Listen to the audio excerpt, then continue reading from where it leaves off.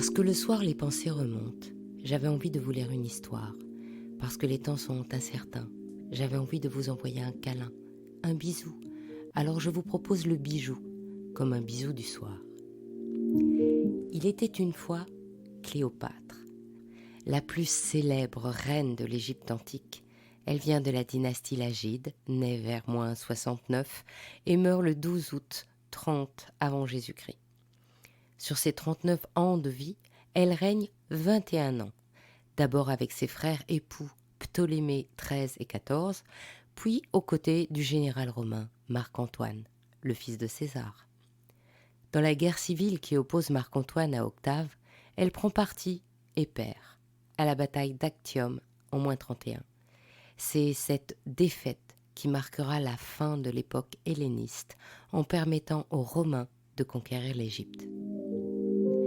Les textes qui nous parlent d'elle viennent souvent d'auteurs romains qui la détestent, car elle remet en cause les valeurs de la République romaine. D'abord, c'est une femme, et les Romains ne sont pas particulièrement féministes. C'est une femme libre, de caractère, ambitieuse, ce que ne peuvent tolérer les Romains.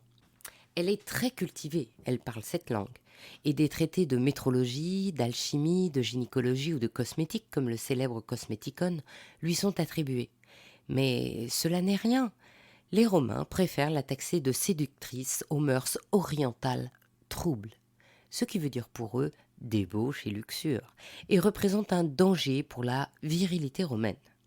En fait, la honnir est plus facile que de reconnaître qu'en séduisant César, puis Marc-Antoine, elle les a ralliés à sa cause et a failli continuer à régner, ce qui témoigne surtout d'une grande intelligence politique. Parce qu'avant tout, César, comme Marc-Antoine, souhaitait annexer l'Égypte. En séduisant le premier, elle peut reprendre le pouvoir, et Césarion, le fils qu'elle a eu avec lui, devient un futur roi d'Égypte. En mourant, César désigne Octave comme héritier. Du coup, tout est à refaire, d'autant que les généraux phares de Rome, c'est-à-dire Octave, Marc-Antoine, Cassius et Brutus, sont tous installés autour de l'Égypte et ont les mêmes velléités d'annexion. On ne sait pas quand Cléopâtre rencontre la première fois Marc-Antoine, mais la légende raconte comment elle l'a séduit. Elle connaissait la vanité et l'amour du faste du général.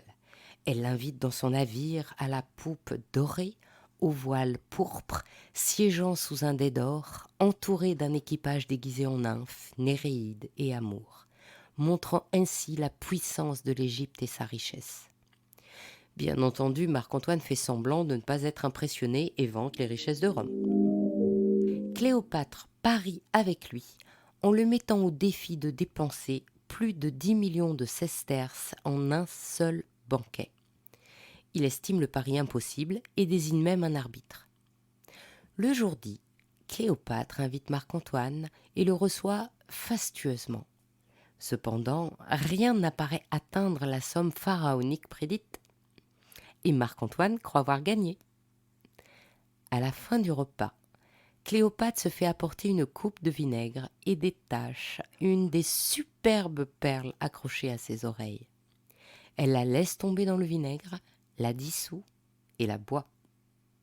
Il faut dire qu'à cette époque et pendant longtemps, les perles naturelles sont rares et véritablement très chères. Quand elle décroche la deuxième, c'est l'arbitre qui l'arrête. La perle restante sera consacrée à Vénus, la déesse de l'amour. Suivant la coutume, elle sera sciée en deux pour orner la statue de Vénus érigée dans le Panthéon de Jupiter, dans la ville impériale. Marc-Antoine sera ainsi subjugué et séduit. Avec Cléopâtre, ils s'aimeront une dizaine d'années avant de perdre la guerre face à Octave. Ils se suicident, créant ainsi une légende noire d'amour.